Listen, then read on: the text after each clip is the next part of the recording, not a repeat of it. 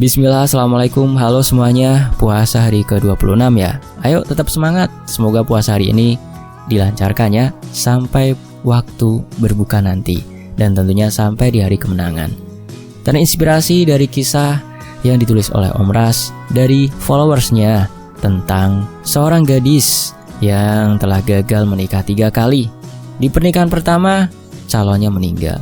Di pernikahan kedua, calonnya juga sama, meninggal saat akad nikah.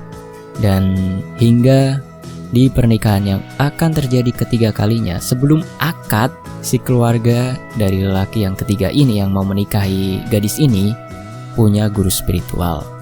Katanya si gadis ini membawa kutukan karena sebelumnya mereka mendengar calon dari gadis ini sudah meninggal semua ketika akan menuju hari akad nikah. Nama dan tempat sudah disamarkan. Ini dia selengkapnya di Fakta Sejarah.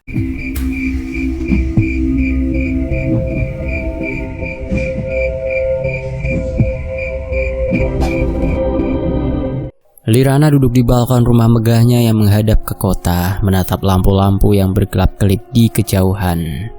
Usianya kini menginjak 40-an, tapi pikirannya sering melayang ke masa lalu, ke hari-hari ketika ia masih menjadi bintang di kampus. 2 dekade lalu, ia adalah mahasiswi yang tak bisa dilewatkan begitu saja.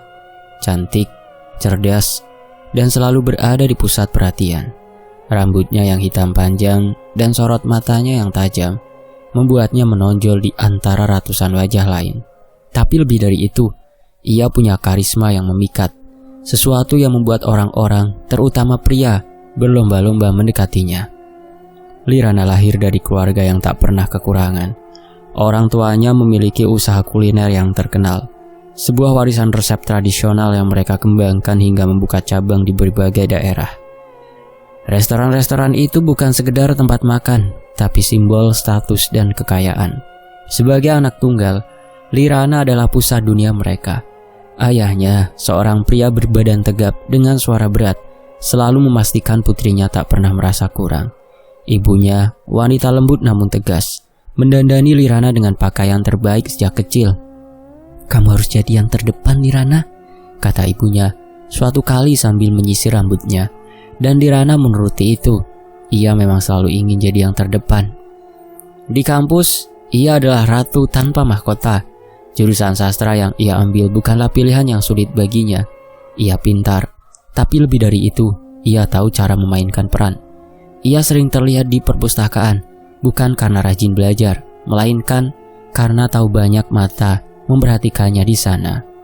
Teman-temannya mengaguminya, meski ada juga yang diam-diam iri.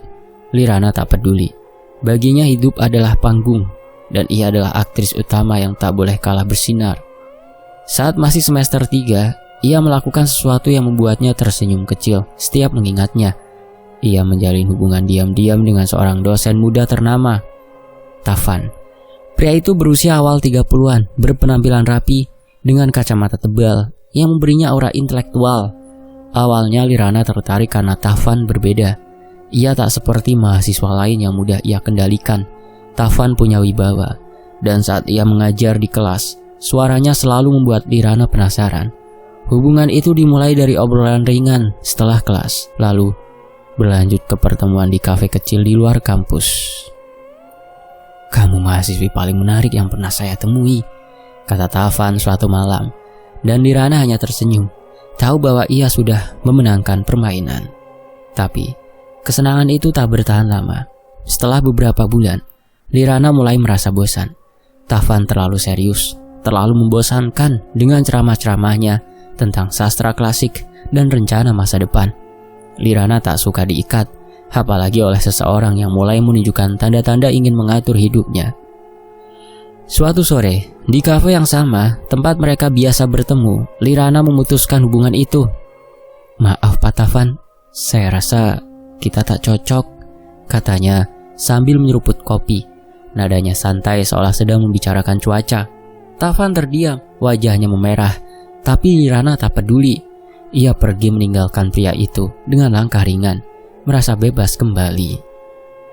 Tak butuh waktu lama baginya untuk menemukan pengganti. Kali ini sasarannya adalah seorang mahasiswa bernama Dikar, anak fakultas teknik yang terkenal karena ketampanannya. Dikar adalah tipe pria yang suka pamer, motor besar, jaket kulit, dan senyum membuat gadis-gadis berbisik di kantin. Lirana mendekatinya dengan mudah. Cukup satu tatapan dan sedikit senyum di koridor kampus, Dikar sudah mengajaknya jalan.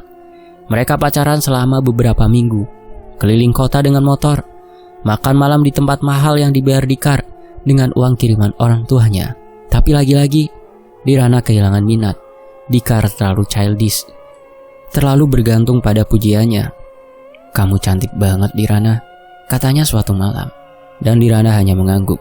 Sudah tak tertarik mendengar. Hubungan itu berakhir cepat dimulai, dengan Lirana yang pergi tanpa penjelasan panjang. Teman-temannya mulai memperhatikan pola ini. "Lirana, kamu kok gampang banget ganti pacar?" tanya salah satu temannya, Nita, saat mereka duduk di kantin. Lirana hanya tertawa kecil, mengibaskan rambutnya. "Aku suka yang baru, Nit. Kalau udah basi, buat apa dipertahankan?" Jawabnya ringan. Nita dan yang lain akhirnya memberinya julukan buaya betina. Sebuah nama yang awalnya terdengar seperti candaan, tapi lama-lama melekat. Anehnya Lirana tak tersinggung. Ia justru merasa bangga. Julukan itu seperti trofi, bukti bahwa ia punya kuasa atas hati orang lain. Hari-hari di kampus berlalu dengan pola yang sama. Lirana tak pernah kekurangan pengagum. Ada yang mengiriminya surat cinta, ada yang berani mendekatinya langsung, tapi tak ada yang bertahan lama. Ia suka permainan ini, mendekati, memikat, lalu pergi begitu ia merasa cukup. Orang tuanya tak tahu banyak tentang kehidupan cintanya. Mereka terlalu sibuk mengurus bisnis dan menganggap Lirana cukup dewasa untuk mengatur dirinya sendiri. Lagi pula, ia selalu pulang dengan senyum dan cerita-cerita ringan yang membuat mereka tak curiga. Saat wisuda tiba, Lirana berdiri di panggung dengan toga hitam, menerima ijazahnya dengan anggun. Ia tahu semua mata tertuju padanya, dan ia menikmati setiap detiknya. Usianya baru 23 tahun. Dunia terasa seperti miliknya. Setelah lulus, ia tak langsung bekerja. Tak perlu, karena orang tuanya menyediakan segalanya. Ia mulai menghabiskan waktu dengan bepergian, menghadiri pesta, dan tentu saja melanjutkan petualangan cintanya. Pria-pria datang dan pergi, dari teman kuliah lama hingga kenalan baru di acara sosial. Tak ada yang serius, tak ada yang bertahan, dan Lirana tak keberatan. Malam itu di balkon rumahnya, Lirana menyalakan sebatang rokok, kebiasaan yang ia ambil setelah lulus, dan mengembuskan asap ke udara. Ia tersenyum kecil, mengingat betapa bebasnya hidupnya dulu. Usia terus bertambah, tapi ia tak merasa perlu mengubah apapun. Aku masih punya waktu, gumamnya pada dirinya sendiri, memandang langit malam yang penuh bintang. Ia tak tahu bahwa di balik kebebasan itu ada sesuatu yang perlahan mengintai, sesuatu yang akan mengubah segalanya. Tapi malam ini, ia masih Lirana yang sama, percaya diri, egois, dan tak peduli pada apapun selain dirinya sendiri. Di kejauhan, suara klakson mobil terdengar samar, mengingatkannya pada dunia di luar sana yang terus berputar. Lirana mematikan rokoknya, berdiri, dan masuk ke dalam rumah.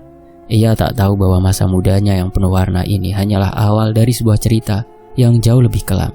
Untuk saat ini, ia hanya ingin tidur, bermimpi tentang hari esok yang ia yakini akan sama indahnya dengan hari ini.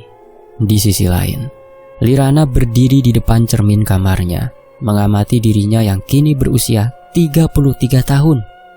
Rambutnya masih hitam panjang seperti dulu, tapi ada garis-garis halus di sudut matanya yang tak bisa ia sembunyikan lagi.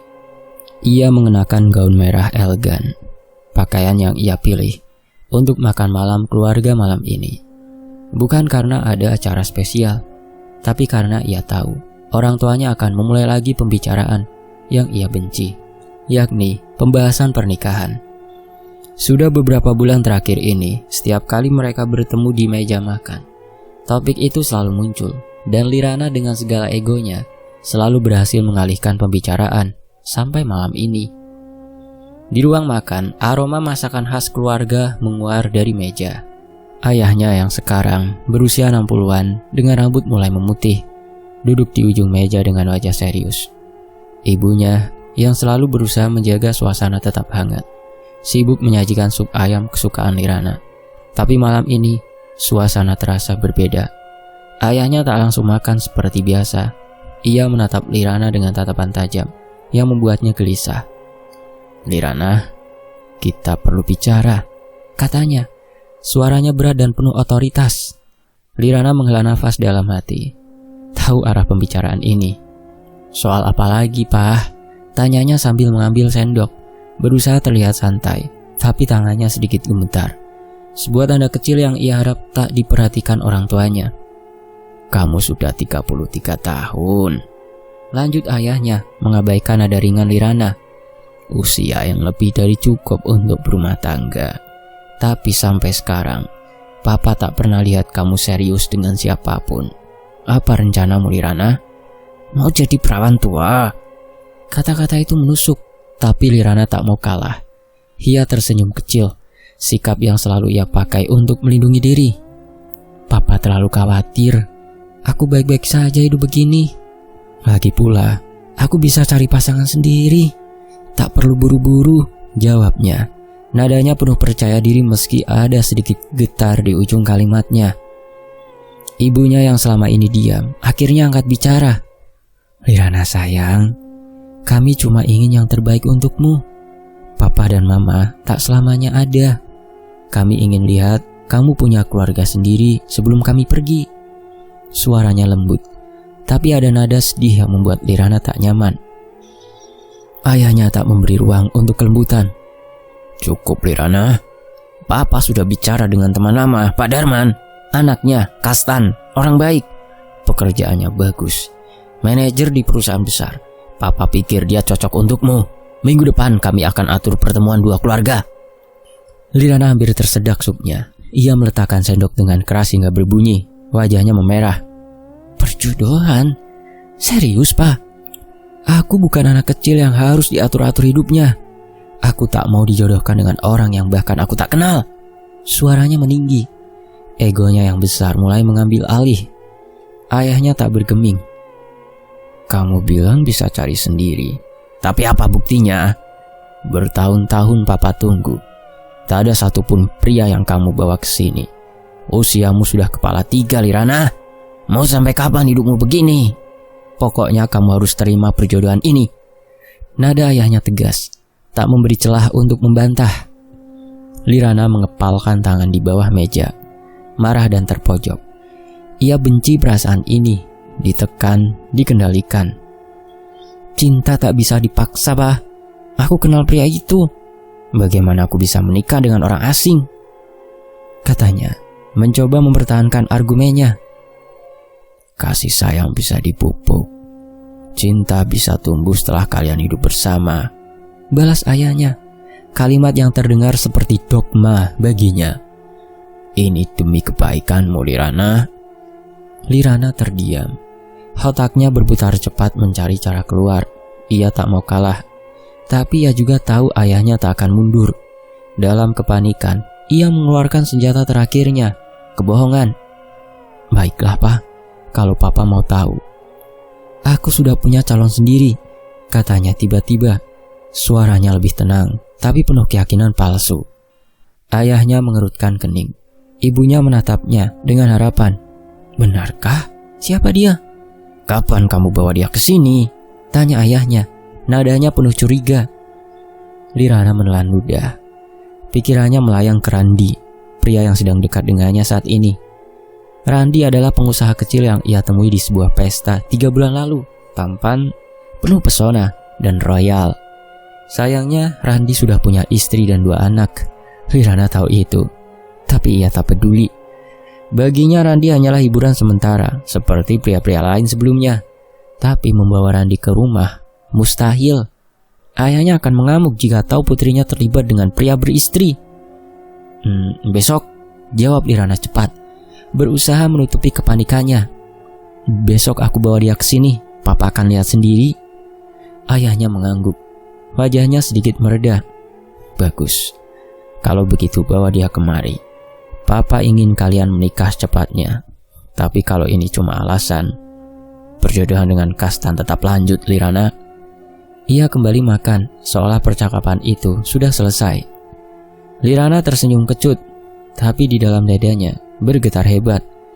Ia tahu ia telah menjebak diri sendiri. Malam itu, setelah makan malam usai, ia duduk di kamarnya, menatap ponselnya dengan gelisah. Ia membuka pesan dari Randi, sebuah teks singkat yang mengajaknya makan malam besok. Tak mungkin, gumamnya, membayangkan reaksi ayahnya jika Randi muncul dengan cerita tentang istri dan anak-anaknya. Ia membanting ponsel ke kasur, kepalanya penuh kekacauan. Hari berikutnya, Lirana tak punya pilihan. Ia tak membawa siapapun ke rumah. Ketika ayahnya bertanya, ia hanya menunduk dan berkata, dia sibuk, Pak, mungkin lain kali. Ayahnya mendengus, tak terkejut. Papa tahu, kamu cuma cari alasan. Perjodohan dengan Kastan tetap jalan. Minggu depan, keluarga mereka datang ke sini. Tak ada lagi alasan, Lirana. Lirana ingin membantah, tapi kata-kata itu macat di tenggorokannya. Ia terpojok. Egonya hancur di bawah tekanan ayahnya yang tak kenal kompromi. Hari-hari berikutnya terasa berat. Ia tak bisa tidur nyenyak. Pikirannya dipenuhi rasa kesal dan ketidakberdayaan. Ia benci perjodohan ini, tapi ia juga tahu tak ada jalan keluar. Randi, satu-satunya pelariannya saat ini, tak akan pernah bisa ia andalkan. Minggu pun tiba. Rumah Lirana ramai dengan persiapan kecil. Meja makan disusun rapi. Ibunya sibuk memasak. Ayahnya mengenakan kemeja terbaik. Lirana berdiri di depan cermin lagi. Kali ini mengenakan gaun biru sederhana yang dipilih ibunya. Ia tak punya semangat untuk berdandan, tapi ia tak bisa menghindari pertemuan ini. Ketika bel berbunyi, jantungnya berdetak kencang. Ayahnya membuka pintu, menyambut keluarga Kastan dengan senyum lebar. Lirana melangkah ke ruang tamu. Matanya bertemu dengan Kastan untuk pertama kali. Pria itu tinggi, berkulit cerah, dengan senyum sopan yang tak terlalu dipaksakan. Ia mengenakan kemeja putih rapi, dan ada aura tenang yang membuat Lirana tak bisa mengalihkan pandangan. Halo, Lirana, sapa Kastan. Suaranya lembut tapi tegas. Lirana mengangguk, tak tahu harus berkata apa. Untuk pertama kalinya dalam waktu lama, ia merasa ada sesuatu yang berbeda, sesuatu yang tak bisa ia jelaskan. Malam itu berjalan dengan obrolan ringan antar keluarga. Kastan duduk di seberang Lirana, sesekali menatapnya dengan sopan. Dan entah kenapa, di tengah kebenciannya pada perjodohan ini, Lirana merasa tertarik. Mungkin pikirnya, ini tak akan seburuk yang ia bayangkan. Lirana duduk di teras rumahnya, memandang Kastan yang sedang mengobrol dengan ayahnya di ruang tamu melalui jendela besar. Setelah pertemuan keluarga minggu lalu, Kastan sering datang ke rumah, membawa serta senyum sopan yang perlahan mulai melelehkan tembok Lirana. Pria itu berbeda dari yang ia bayangkan, tak sombong, tak memaksa, dan selalu punya cara membuatnya merasa diperhatikan tanpa terasa berlebihan. Hari ini, ia membawa sekotak kue favorit ibunya. Sebuah gerakan kecil yang membuat Lirana tersenyum tanpa sadar. Untuk pertama kalinya, ia merasa nyaman dengan seseorang. Sesuatu yang asing baginya setelah bertahun-tahun menganggap hubungan sebagai permainan. 2 minggu terasa singkat. Tanggal pernikahan ditetapkan dan rumah Lirana mulai berubah. Pagi itu, ibunya sibuk mengatur jadwal dengan penjahit untuk gaun pengantin. Sementara ayahnya berbicara dengan penyedia dekorasi. Lirana sendiri tak terlalu ikut campur. Ia lebih suka duduk di sofa, menatap Kastan yang sesekali mengirim pesan singkat. Kamu suka bunga mawar atau melati untuk dekorasi? Lirana membalas dengan santai, mawar. Meski sebenarnya ia tak terlalu peduli, tapi ada sesuatu dalam perhatian Kastan yang membuatnya tak bisa mengabaikannya begitu saja. Hari-hari berlalu dengan cepat. Kastan sering mengajaknya jalan, makan malam di restoran sederhana, atau sekedar duduk di taman sambil mengobrol. Aku tak suka buru-buru, kata Kastan suatu malam. Matanya menatap Lirana dengan lembut. Tapi aku senang kita bisa saling kenal sebelum hari itu. Lirana mengangguk, tak tahu harus menjawab apa. Biasanya ia yang mengendalikan percakapan, tapi dengan Kastan, ia merasa tak perlu berusaha terlalu keras. Pria itu punya ketenangan yang menular, dan Lirana, meski masih impulsif, mulai menikmati ritme ini. Malam sebelum akad, rumah Lirana ramai. Pekerja dekorasi berlalu lalang. memasang kain putih dan lampu-lampu kecil di halaman depan. Ibunya berteriak, memberi instruksi, sementara ayahnya duduk di teras, mengawasi dengan cermat.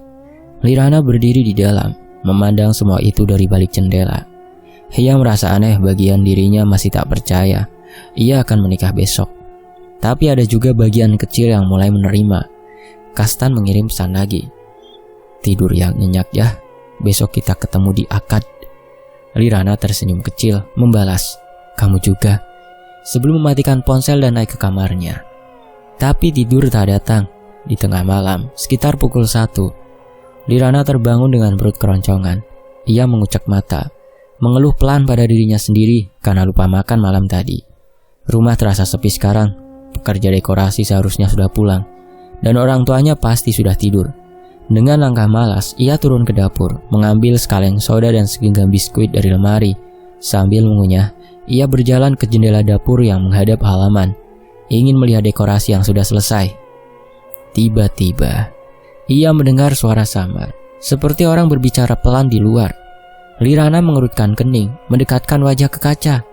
Cahaya lampu dekorasi masih menyala, menerangi kain putih dan bunga mawar yang tergantung rapi. "Masih ada yang kerja jam segini?"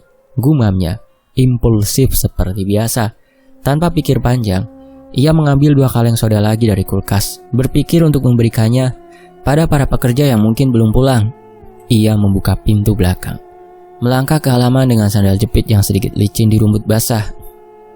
Udara malam terasa dingin, tapi Lirana tak peduli. Ia mendengar suara itu lagi, seperti bisikan, tapi tak jelas apa yang dikatakan. "Halo, masih ada orang di sini?" panggilnya. Suaranya sedikit bergetar karena hawa malam yang menusuk. Tak ada jawaban. Tapi di sudut halaman, dekat pohon besar, ia melihat sosok pria berdiri membelakanginya. Pria itu mengenakan baju putih longgar dan celana hitam. Rambutnya pendek dan sedikit berantakan. Lirana mengira ia salah satu pekerja dekorasi yang mungkin sedang istirahat. "Kemana yang lain, Bang?" tanyanya, melangkah mendekat sambil memegang kaleng soda. Pria itu tak menjawab, tak menoleh, bahkan tak bergerak. Lirana mengerutkan kening, merasa ada yang aneh. Tapi sifat cerobohnya mendorongnya untuk terus mendekat. "Ini saya bawakan minuman buat abang-abang, diminum ya Bang," katanya lagi, meletakkan kaleng itu di rumput beberapa langkah dari pria itu. Sosok itu mengangguk pelan. Gerakan kecil yang hampir tak terlihat. Lirana menghela nafas lega karena ada respon, dan berbalik untuk masuk kembali. Tapi saat ia melangkah, ia mendengar suara aneh, seperti sesuatu jatuh dan menggelinding di rumput. Ia menoleh ke bawah, dan apa yang ia lihat membuat darahnya membeku. Sebuah kepala manusia, mata terbuka lebar, kulit pucat dan darah menetes dari lehernya, berhenti tepat di sela-sela kakinya. Lirana menjerit, suaranya mengoyak keheningan malam hingga terdengar ke seluruh rumah. Ia tersandung mundur, jatuh ke rumput basah. Tangannya gemetar hebat, jeritanya membangunkan orang tuanya dan beberapa tetangga.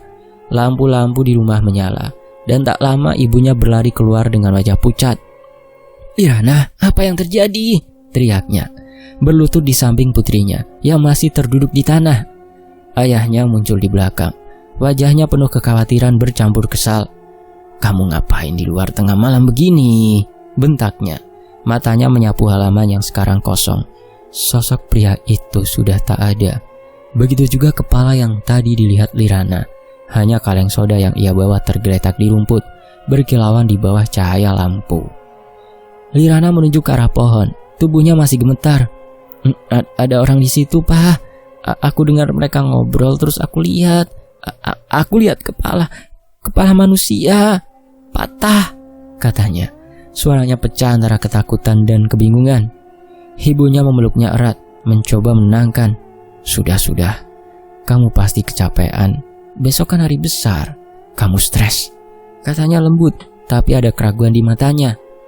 Ayahnya mendengus tak percaya. "Orang dekorasi pulang jam 9 tadi. Tak ada siapa-siapa di sini jam segini. Kamu berhalusinasi, Lirana. Masuk, tidur," perintahnya. Nadanya tegas, tapi ada nada khawatir yang terselip.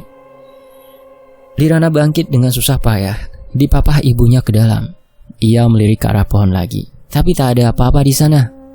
"Aku yakin itu nyata," Gumamnya pada dirinya sendiri, tapi suaranya terlalu pelan untuk didengar. Di dalam kamarnya, ia duduk di tepi ranjang, tangannya masih bergetar. Ia mencoba menutup mata, tapi bayangan kepala itu terus muncul, membuatnya tak bisa tidur. Malam itu terasa panjang. Lirana memeluk bantal, mencoba meyakinkan diri bahwa itu hanya khayalan. Tapi di lubuk hatinya, ia tahu ada yang salah. Untuk pertama kalinya, ia merasa rapuh, tak berdaya menghadapi sesuatu yang tak bisa ia kendalikan. Besok adalah hari pernikahannya, tapi ketakutan ini membuatnya mulai meragukan dirinya sendiri. Hari itu, di waktu malam, seharusnya menjadi puncak kebahagiaan Lirana. Rumahnya dipenuhi aroma bunga mawar yang ia pilih bersama Kastan. Lampu-lampu kecil berkelap-kelip di halaman, dan gaun pengantin putih tergantung rapi di kamarnya. Malam akad sudah diatur. Penghulu akan datang pukul 8. Keluarga Kastan akan tiba setengah jam sebelumnya, dan semuanya akan berjalan sempurna. Lirana duduk di ruang tamu, mengenakan kebaya sederhana berwarna krem yang dipilih ibunya. Ia tak bisa duduk diam. Jari-jarinya terus memainkan ujung kain, tapi ada sedikit senyum di wajahnya. Untuk pertama kalinya, ia tak sabar menanti sesuatu. Tapi jam 8 lewat, dan Kastan tak muncul. Penghulu tiba tepat waktu. Seorang pria tua dengan sorban putih yang duduk sabar di kursi tamu, mengobrol ringan dengan ayah Lirana.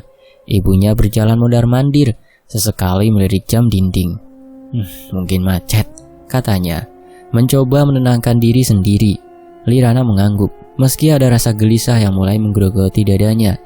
Ia mengambil ponselnya, mengirim pesan singkat ke Kastan. "Kamu di mana?" Tak ada balasan. Ia mencoba lagi, tapi tetap hening.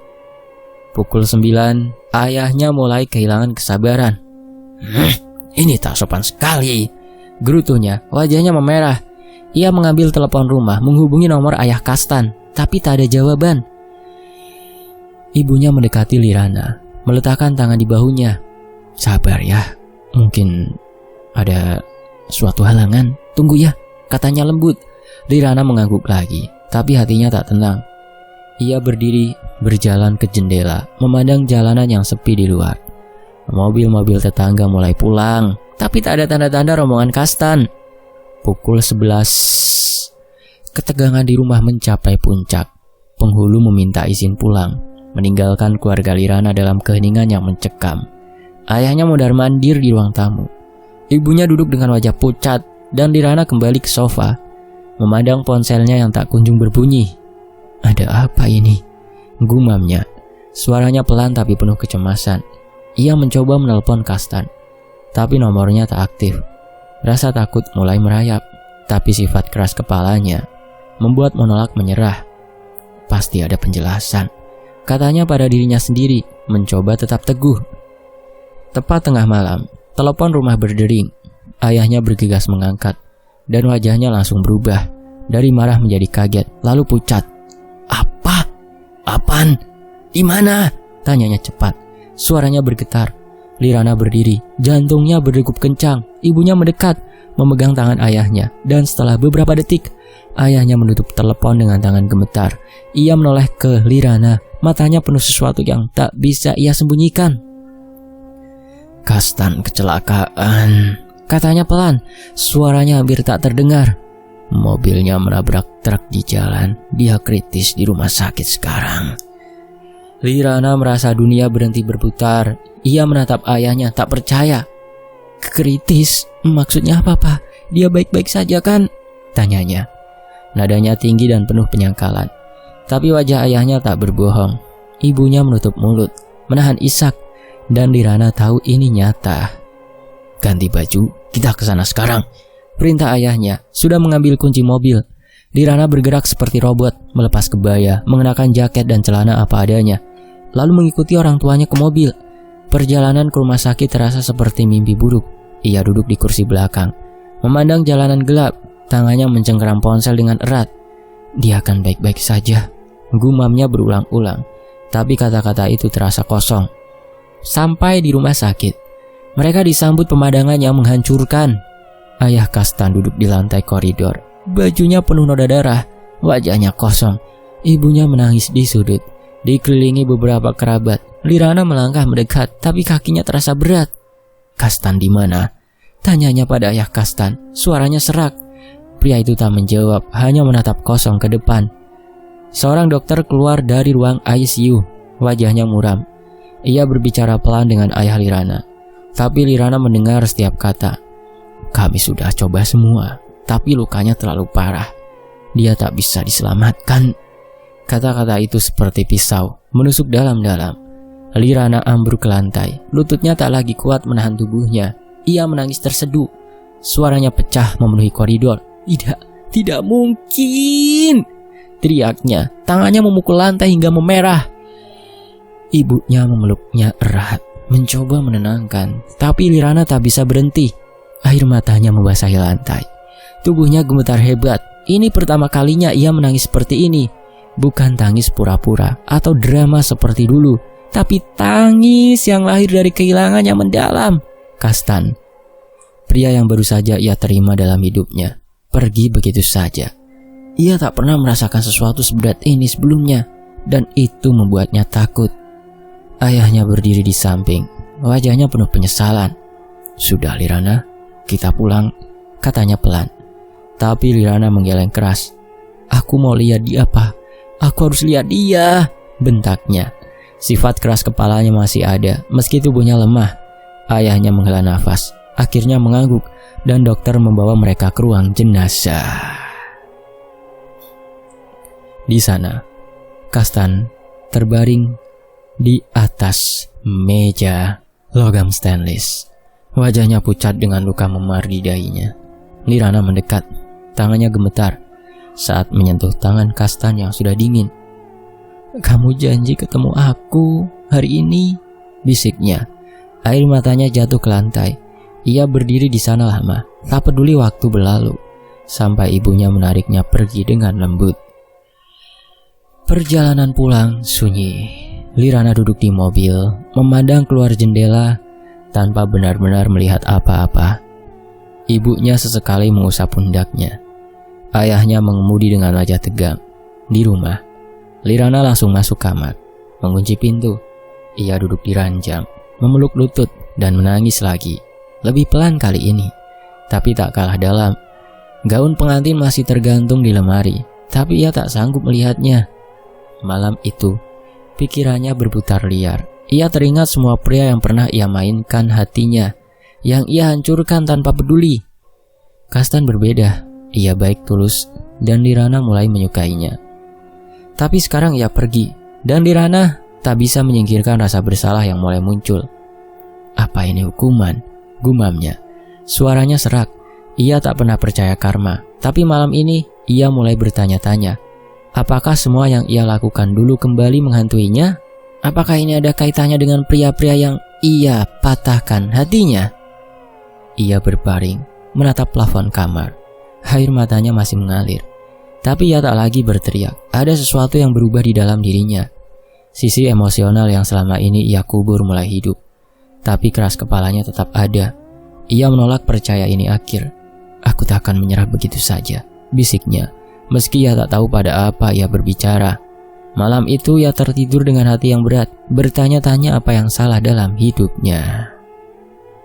Long short story, setahun telah berlalu sejak malam tragis itu, dan Lirana perlahan mencoba menyusun kembali hidupnya. Ia duduk di sebuah kafe kecil di pinggir kota, menatap cangkir kopi yang sudah dingin. Di depannya seorang pria bernama Rafiq tersenyum hangat, menceritakan sesuatu tentang tambak udang yang ia kelola. Rafiq, pengusaha berusia 38 tahun. Punya wajah ramah dengan garis-garis tawa di sudut matanya. Ia tak tampan mencolok seperti Kastan, tapi ada kedewasaan dalam caranya bicara yang membuat Lirana merasa tenang. Mereka bertemu secara tak sengaja di acara amal yang diadakan ibunya, dan sejak itu, Rafiq selalu punya alasan untuk menghubunginya. Hubungan mereka berkembang cepat. Rafiq tak pernah memaksa, tapi ia konsisten. Mengajak Lirana makan malam, mengirim pesan singkat di pagi hari, atau sekedar duduk bersamanya di taman. "Aku suka sederhana," katanya sesuatu sore. Tangannya memegang gelas teh sambil menatap Lirana. "Tapi aku serius kalau sudah yakin." Lirana tersenyum tipis. Tak tahu harus menjawab apa. Setelah Kastan, ia tak yakin bisa membuka hati lagi. Tapi Rafiq punya cara membuatnya melupakan bayangan masa lalu, meski hanya sementara. Orang tua Lirana menyambut Rafiq dengan tangan terbuka. Ayahnya yang dulu hancur melihat putrinya menangis di rumah sakit, kini tersenyum lebar saat Rafiq datang membawa keranjang buah. Pria ini tahu cara menghormati keluarga, katanya pada Lirana suatu malam. Ibunya setuju, bahkan mulai merencanakan pertemuan keluarga tanpa menunggu Lirana bicara. Lirana tak melawan. Ia lelah bertengkar, dan bagian dirinya ingin percaya bahwa ini adalah kesempatan baru. Dalam hati ia berjanji pada diri sendiri untuk melupakan Kastan dan membangun hidup bersama Rafiq. Pernikahan disetujui dalam waktu singkat akan segera dilaksanakan. Rafiq ingin acara sederhana, dan Lirana setuju. Ia tak mau kemeriahan seperti dulu yang berakhir tragis.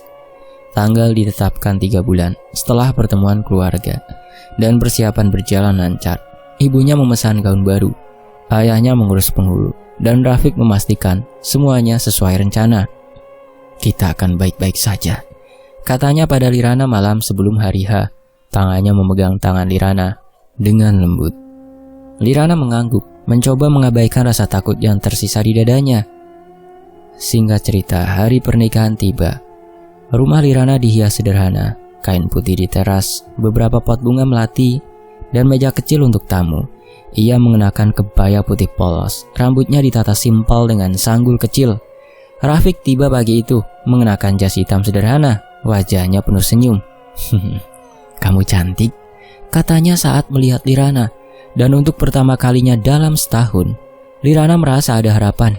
Tamu mulai berdatangan, keluarga dekat dan beberapa tetangga, dan suasana terasa hangat, jauh dari ketegangan yang ia rasakan dulu. Akad dijadwalkan pukul 10 pagi. Penghulu, pria parubaya dengan suara tenang, duduk di ruang tamu bersama ayah Lirana dan Rafiq. Lirana berdiri di samping, jantungnya berdetak kencang, tapi ia berusaha tenang. Rafiq duduk di depan penghulu. Tangannya sedikit berkeringat saat menggenggam tangan ayah Lirana. Kita mulai, kata penghulu, membuka buku kecil di tangannya. Semua berjalan lancar, kata-kata dibacakan, tamu dia mendengarkan, dan Lirana menahan nafas saat Rafiq mulai mengucap ijab. Tapi tiba-tiba semuanya berubah. Di tengah kalimat, Rafiq berhenti, wajahnya memucat, matanya membelalak, dan tangannya mencengkram dada. Sebelum ada yang bisa bereaksi, ia jatuh ke samping. Tubuhnya kejang-kejang di lantai. Lirana menjerit, berlari mendekat. Rafiq, bangun! Teriaknya. Tangannya mencoba memegang wajah pria itu. Wajah Rafiq membiru, nafasnya tersengal, dan busa putih keluar dari mulutnya. Tamu berhamburan, beberapa berteriak memanggil ambulan, sementara ayah Lirana berlutut di samping Rafiq, mencoba menahannya. Kejadian itu seperti kilat. Dalam hitungan menit, Rafiq tak lagi bergerak. Ibunya menarik Lirana menjauh, tapi ia melawan, berusaha meraih Rafiq. Jangan, dia baik-baik saja, bentaknya. Suaranya penuh penyangkalan, tapi matanya tak bisa bohong. Rafiq tak bernafas. Ambulan tiba beberapa puluh menit kemudian, dan para medis membawanya ke rumah sakit. Lirana bersikeras ikut, duduk di dalam ambulan, dengan tangan gemetar memegang tangan Rafiq yang kini dingin. Di rumah sakit, dokter keluar setelah beberapa saat, wajahnya muram. Kami tak bisa melakukan apa-apa. Ini serangan jantung mendadak, sangat parah, katanya pada ayah Lirana. Lirana mendengar dari kejauhan, dan dunia seakan runtuh. Untuk kedua kalinya, ia ambruk ke kursi, tangannya menutup wajah, dan tangisnya pecah. Tidak lagi, gumamnya berulang-ulang. Tubuhnya gemetar hebat. Ibunya memeluknya, tapi Lirana tak merespons. Ia terlalu hancur untuk merasakan apapun. Perjalanan pulang sunyi. Lirana duduk di mobil, memandang keluar jendela tanpa ekspresi. Seperti dejavu. Ayahnya mengemudi dengan wajah tegang. Ibunya sesekali mengusap air mata. Di rumah, tamu sudah pada pergi, meninggalkan kursi-kursi kosong dan bunga melati yang layu. Lirana masuk kamar, mengunci pintu, dan duduk di lantai. Ia menatap kebaya putih yang kini tergeletak di ranjang, dan air matanya jatuh lagi. Ada apa denganku? Bisiknya, suaranya serak penuh kebingungan. Lirana masih perawan. 2 kali mau menikah, gagal. Sebenarnya Rafiq adalah harapan barunya, pria yang ia pikir bisa membawanya keluar dari bayang-bayang Kastan. Tapi sekarang ia pergi, tepat di hari yang seharusnya menjadi awal baru. Lirana mulai curiga, 2 pria, 2 pernikahan, 2 kematian. Ini bukan kebetulan. Tapi ia tak tahu apa itu. Dan ketidaktahuan itu membuatnya takut. Bagian dirinya yang rapuh semakin terlihat. Ia menangis hingga tenggorokannya sakit. Matanya bengkak. Tubuhnya lemah seperti tak punya tulang. Tapi sifat keras kepalanya tetap bertahan. Ia menolak percaya bahwa ini akhir. Aku tak akan menyerah, gumamnya. Meski kata-kata itu terdengar kosong. Malam itu ia tak tidur. Ia duduk di sudut kamar, memeluk lutut. Pikirannya berputar liar. Gambar wajah Rafiq yang membiru terus muncul, bercampur dengan kenangan Kastan di meja jenazah. Apa yang salah denganku? Tanyanya lagi, tapi tak ada jawaban. Ia ingin lari, tapi tak tahu kemana. Ia ingin berteriak, tapi tak punya suara lagi. Akhirnya ia hanya diam, menatap dinding kosong, penuh ketakutan dan kebingungan. Hari-hari setelah itu, Lirana menutup diri. Ia tak keluar kamar kecuali untuk makan, tak menjawab telepon, tak bicara dengan siapapun. Ibunya mencoba menghibur ayahnya diam saja, tapi Lirana tak peduli. Dunia di luar terasa asing, dan ia merasa terjebak dalam sesuatu yang tak bisa ia pahami. Ia tahu ia harus bangkit, tapi untuk pertama kalinya, ia tak yakin bisa. 2 tahun telah berlalu sejak kematian Rafiq, dan Lirana kini lebih sering menyendiri. Ia duduk di sebuah warung pinggir jalan, menatap semangkuk soto ayam yang masih mengepul di depannya. Warung itu sederhana, meja kayu reot, atap seng yang berderit saat angin bertiup, dan aroma rempah yang menguar dari dapur kecil. Ia datang ke sini untuk menjauh dari rumah, dari tatapan iba-ibunya, dan keningan ayahnya yang tak lagi bicara banyak. Usianya kini 36 tahun, tapi ia merasa jauh lebih tua, lelah, tapi tak mau menyerah sepenuhnya. Saat ia mengaduk kuah soto dengan sendok, sebuah suara yang dulu familiar memanggilnya. Lirana? Ia menoleh, dan di depannya berdiri Jendra, mantan pacarnya dari masa kuliah. Pria itu tak banyak berubah, rambutnya masih pendek rapi, matanya coklat hangat, tapi ada kerutan halus di dahinya. Ia menunjukkan waktu telah berlalu. Lirana langsung menunduk, pura-pura sibuk dengan sotonya. Ia tak ingin bertemu siapapun dari masa lalu, apalagi Jendra, yang ia tinggalkan begitu saja bertahun-tahun lalu. Lirana, ini kamu kan? Ulang Jendra melangkah mendekat. Suaranya lembut, tapi ada nada ragu. Lirana menghela nafas. Tahu tak ada gunanya menghindar. Ia mengangkat wajah, memaksakan senyum tipis. Jendra, lama tak ketemu, katanya.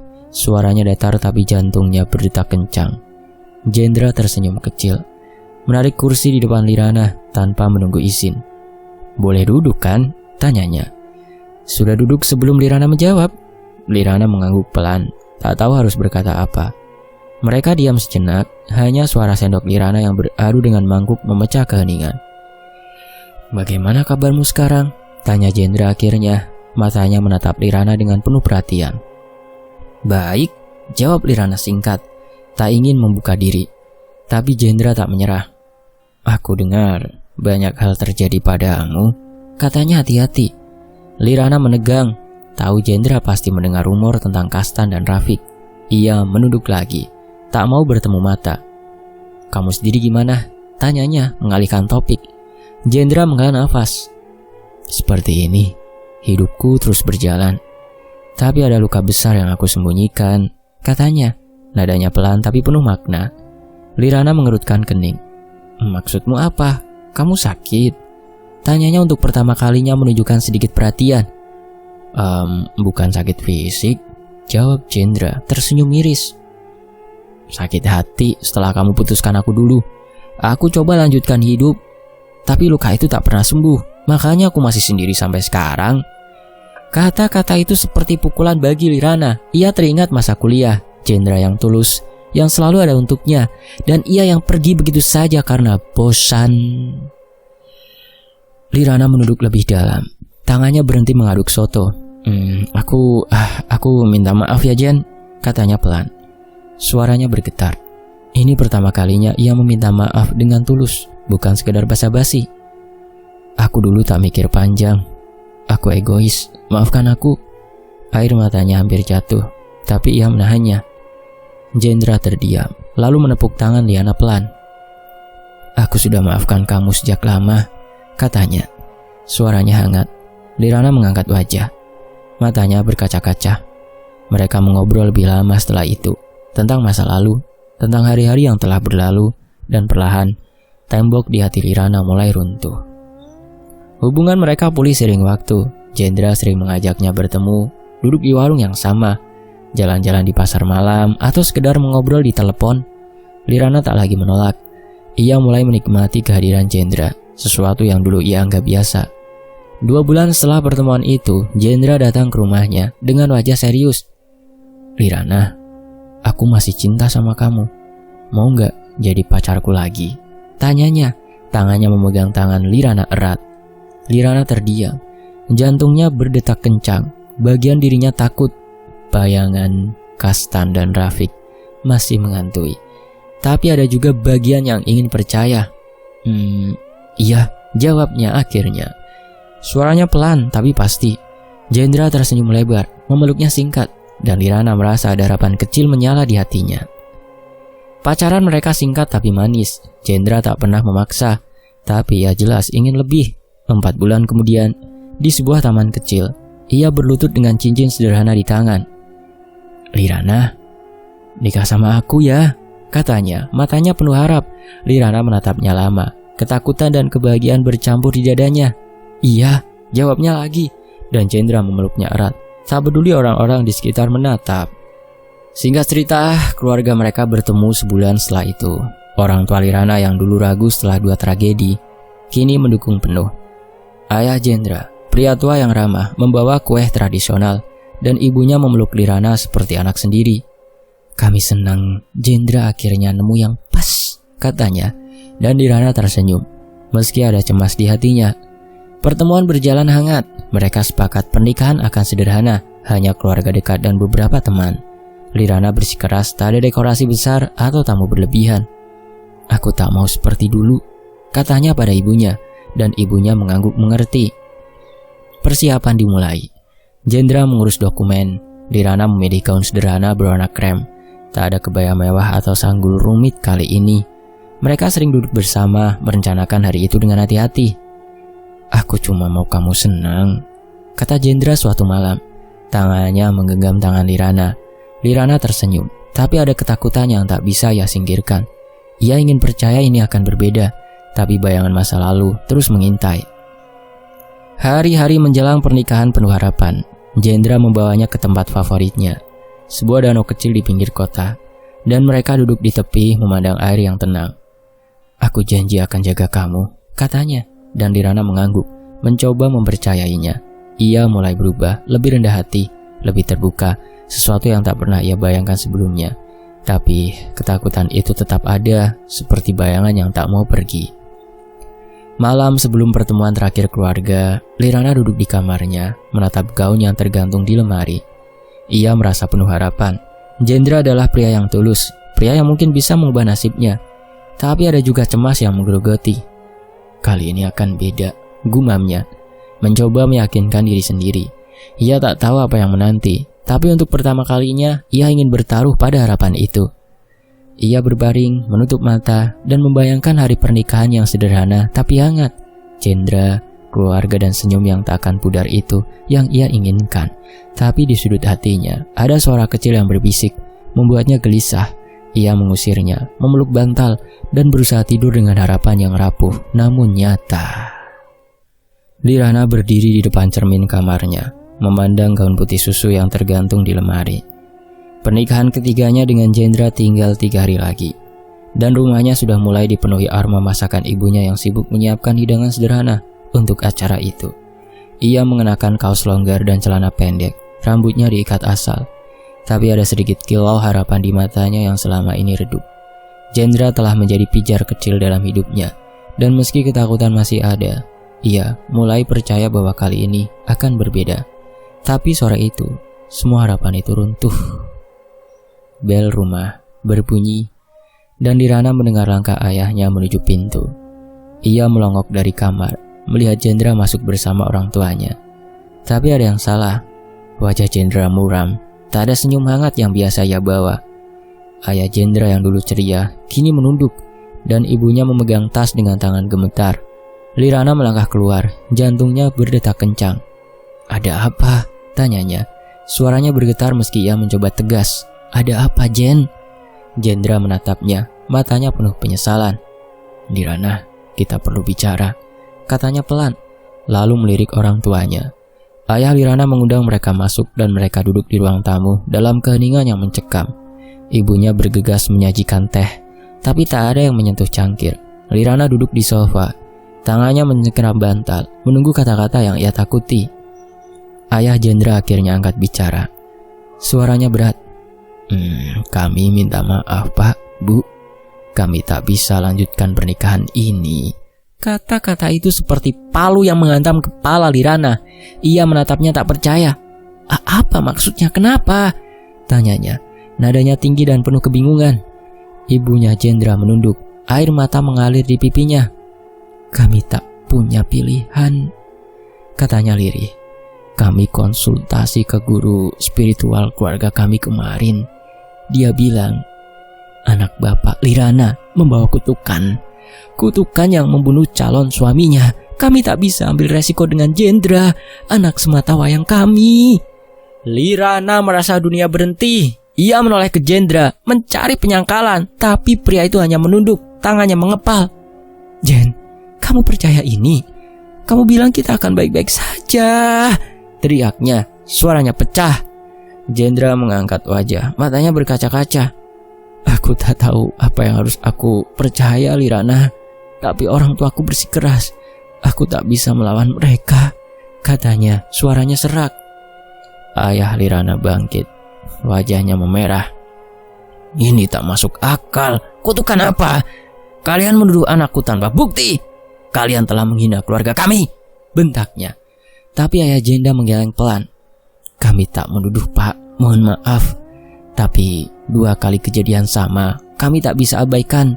Maafkan kami," katanya. Lalu berdiri diikuti istri dan Jenda. Liana tak bisa bergerak. Ia menatap mereka pergi. Pintu tertutup di belakang mereka dan keheningan kembali menyelimuti ruangan. Ibunya mendekat, memeluknya erat, tapi Lirana tak merespon. "Sudah sayang, ini bukan salahmu," bisik ibunya. Tapi kata-kata itu tak sampai. Lirana bangkit, berjalan ke kamarnya dengan langkah kosong, dan mengunci pintu. Ia ambruk di lantai, menangis terseduh hingga dadanya sesak. Jendra, harapan terakhirnya, pergi begitu saja, dan ia tak tahu harus menyalahkan siapa. 2 hari ia mengurung diri. Ia tak makan, tak bicara, hanya duduk di sudut kamar memandang gaun yang tak akan ia pakai. Ibunya mengetuk pintu berkali-kali, meninggalkan nampan makanan yang tak disentuh. Ayahnya diam saja, tak tahu harus berkata apa. Lirana merasa hancur. Setiap kali ia mencoba bangkit, sesuatu menariknya kembali ke bawah. Tapi di tengah keputusasaan itu, sisa keras kepalanya muncul. "Aku harus tahu apa ini," gumamnya. Suaranya serak tapi tegas. Hari ketiga teman lamanya Nita datang berkunjung. Nita yang dulu sering menasihatinya di kuliah, kini duduk di sampingnya di ranjang. "Lirana, kamu tak bisa gini terus. Aku tahu seseorang yang mungkin bisa bantu. Orang pintar itu tinggal di dekat sini. Dia terkenal bisa lihat hal-hal yang orang lain tak bisa," katanya. Lirana menatapnya ragu, tapi tak ada pilihan lain. "Bawa aku ke sana," jawabnya untuk pertama kalinya menunjukkan sedikit tekad. Sore itu mereka pergi. Rumah orang itu kecil, terbuat dari kayu, dikelilingi tanaman liar. Orang itu seorang wanita dengan rambut putih panjang dan mata cekung, duduk di tikar, menatap Lirana seolah bisa melihat menembus jiwanya. "Duduk," katanya. Suaranya serak tapi penuh wibawa. Lirana menurut, tangannya gemetar. Nita menunggu di luar, meninggalkan Lirana sendirian dengan wanita itu. "Aku tahu kenapa kamu kesini," kata orang itu sebelum Lirana berbicara. Ia menyalakan lilin kecil, asapnya menguar tipis. Ada yang salah denganku," kata Lirana. Suaranya pelan tapi penuh pertanyaan. Aku mau tahu apa itu. Dukun mengangguk, menutup mata, dan bergumam pelan dalam bahasa yang tak Liana pahami. Setelah beberapa menit, Dukun membuka mata, tatapannya tajam. Kamu sudah terkena guna-guna gantung jodoh, katanya tegas. Lirana mengerutkan kening. Apa itu? Tanyanya. Jantungnya berdetak kencang. Kutukan kuat, jawab Dukun. Seseorang dari masa lalumu menaruh ini padamu. Setiap calon suamimu akan selalu mati di hari H. Tak ada yang bisa melepaskan ini. Belum ada obatnya. Lirana merasa nafasnya berhenti. Siapa? Kenapa? Tanyanya, suaranya meninggi. Dukun menggeleng. Aku tak bisa lihat siapa. Tapi ini dendam lama dari hati yang telah kamu sakiti. Karma atau bukan, ini takdir yang kamu bawa sekarang, katanya, nadanya dingin. Lirana mengepal tangan, ingin membantah, tapi kata-kata itu terasa benar. Kastan, Rafiq, dan sekarang Jendra, semua masuk akal meski ia tak mau percaya. Tak ada cara? Tanyanya lagi, sisa keras kepalanya muncul. Dukun tersenyum tipis, hampir sinis. Kalau ada aku sudah bilang, ini kekuatan besar, lebih dari yang aku bisa lawan. Terima saja, katanya, lalu memandang lilin yang mulai meleleh. Lirana bangkit, tangannya gemetar. Terima kasih, gumamnya, meski hatinya penuh amarah dan keputusasaan. Di perjalanan pulang, ia duduk diam di mobil Nita, memandang jalanan tanpa benar-benar melihat. Kamu baik-baik saja, nak? Tanya Nita. Tapi Lirana tak menjawab. Di rumah, ia kembali ke kamar, duduk di ranjang dan menatap dinding kosong. Kutukan itu seperti bayangan yang akhirnya punya nama, guna-guna gantung jodoh. Ia tak tahu siapa yang melakukannya, tapi ia tahu ini nyata.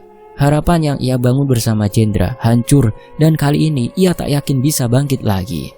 Malam itu, ia berbaring menatap plafon. Air matanya jatuh pelan, tapi ia tak lagi menangis keras. Ia pasrah. Mungkin ia memang tak akan pernah menikah, tapi di sudut hatinya, sisa keras kepalanya berbisik. Aku tak akan menyerah sepenuhnya. Meski kata-kata itu terdengar lemah, ia memegangnya erat. Satu-satunya yang tersisa dari dirinya yang dulu. Long short story, 4 tahun telah berlalu sejak Lirana mendengar wahyu dukun tua itu. Dan hidupnya kini seperti lukisan yang pudar. Warna-warni masa lalunya hilang, digantikan oleh garis-garis sederhana yang ia terima apa adanya dengan ikhlas. Usianya kini 40 tahun, tapi ia tak lagi menghitung waktu dengan harapan atau penyesalan. Setelah Jendra pergi, ia pernah mencoba membuka hati lagi. Seorang pria baik hati bernama Tarmo, kenalan dari tetangga, masuk ke hidupnya 2 tahun lalu. Mereka dekat dan Lirana dengan sisa harapan yang rapuh setuju untuk menikah. Tapi seperti kutukan yang tak pernah selesai, Tarmo meninggal sehari sebelum akad, terserang stroke mendadak di rumahnya. Itu tak masuk akal. Lirana tak menangis lagi kali itu. Ia hanya duduk diam, menatap gaun yang tak jadi dipakai, dan memutuskan untuk menutup hati dari cinta selamanya. Hari-hari setelah itu berjalan monoton. Ia tinggal bersama orang tuanya, membantu ibunya memasak atau sekedar duduk di teras, memandang jalanan yang kini terasa asing. Tapi suatu pagi, semuanya berubah. Ibunya berteriak dari pintu depan, suaranya penuh kaget dan panik. Lirana berlari keluar, dan di tangga rumah tergeletak sebuah keranjang kecil dengan kain lusuh menutupinya. Di dalamnya, seorang bayi perempuan menangis pelan. Wajahnya merah dan tangannya kecil mencoba meraih udara. Selembar kertas kusut terselip di sampingnya bertuliskan, "Tolong jaga dia." Ayahnya menggeleng, wajahnya penuh kebingungan. "Siapa yang ninggalin ini?" tanyanya. Tapi tak ada jawaban. Ibunya memandang Lirana, matanya penuh pertanyaan. Lirana berlutut di samping keranjang, tangannya gemetar saat menyentuh pipi bayi itu. Tangisnya berhenti dan mata kecil itu menatapnya seolah tahu ia aman. Sesuatu di hati Lirana bergetar, bukan ketakutan atau kehilangan, tapi sesuatu yang hangat, yang lama tak ia rasakan. "Aku akan jaga dia," katanya tiba-tiba. Suaranya tegas meski lembut. Orang tuanya saling pandang, tapi tak membantah. Proses adopsi secara resmi berjalan cepat. Lirana memberi nama bayi itu Lila. Sederhana seperti hidup yang ia inginkan sekarang. Lila menjadi pusat dunianya. Ia belajar mengganti popok, membuat susu formula, dan menenangkan tangisnya di tengah malam. Ibunya mengajarinya dengan sabar, dan ayahnya, meski awalnya ragu, sering tertangkap tersenyum saat menggendong Lila. Lirana tak lagi memikirkan pernikahan atau kutukan. Lila memberinya makna baru, sesuatu yang tak pernah ia cari, tapi ternyata ia butuhkan. Tapi kebahagiaan itu tak bertahan lama di rumah itu. Setahun setelah Lila masuk ke kehidupannya, ibunya jatuh sakit. Kanker yang datang tanpa peringatan. Ayahnya menyusul setahun kemudian. Jantungnya menyerah setelah kehilangan istri. Lirana kehilangan mereka dalam waktu singkat. Dan rumah besar yang dulu penuh tawa kini terasa seperti kuburan. Ia duduk di ruang tamu, memandang foto keluarga di dinding, dan tahu ia tak bisa tinggal lagi. "Kita harus pergi, Lila," katanya pada bayi itu, yang kini mulai berjalan dan memanggilnya, "Mama," dengan suara kecilnya. Lirana menjual rumah itu, mengemas sedikit barang dan pindah ke sebuah desa kecil di pegunungan, ratusan kilometer dari masa lalunya. Ia membeli rumah kayu sederhana dengan uang warisan, lengkap dengan halaman kecil dan pohon mangga di belakang. Ia memutus kontak dengan teman lama, tak lagi membuka ponselnya untuk pesan dari siapapun. Hidupnya kini hanya tentang Lila, membawanya bermain di rumput, mengajarinya kata-kata sederhana, dan menidurkan dengan lagu yang ia ciptakan sendiri. Hari-harinya sederhana, tapi penuh. Pagi ia bangun untuk membuat sarapan telur dadar dan nasi hangat, sambil Lila duduk di kursi kecil. Tangannya penuh remah. Siang mereka habiskan di halaman. Lirana duduk di bangku sambil memandang Lila mengejar kupu-kupu. Malam, ia membacakan cerita dari buku lusuh yang ia bawa. Suaranya lembut hingga Lila tertidur di pangkuannya. Ia tak lagi memikirkan cinta seperti dulu. Lila adalah segalanya, dan itu cukup. Lirana berubah. Ia kini lembut, penuh kasih, jauh dari wanita egois yang dulu bermain-main dengan hati orang lain. Tapi keteguhannya tetap ada. Ia memilih hidup sendiri, menolak membuka hati untuk siapapun selain Lila. Tetangga di desa itu ramah, sesekali mengajaknya mengobrol. Tapi Lirana menjaga jarak. "Aku tak butuh lebih dari ini," katanya pada seorang ibu muda yang bertanya kenapa ia tak menikah lagi. Ia tahu kutukan itu masih ada, tapi ia tak lagi melawannya. Ia menerimanya sebagai bagian dari dirinya. Suatu sore, Lirana duduk di teras, memandang Lila yang berlarian dengan gaun kecil berwarna kuning. Matahari tenggelam di balik bukit, mewarnai langit dengan jingga lembut. Lila berlari ke arahnya, memeluk kakinya, dan tertawa kecil. Lirana mengangkatnya, mencium keningnya, dan merasa damai yang lama tak ia rasakan. "Kamu cukup buat mama," bisiknya, dan Lila tersenyum. Tak mengerti tapi merasakan kasih sayang itu.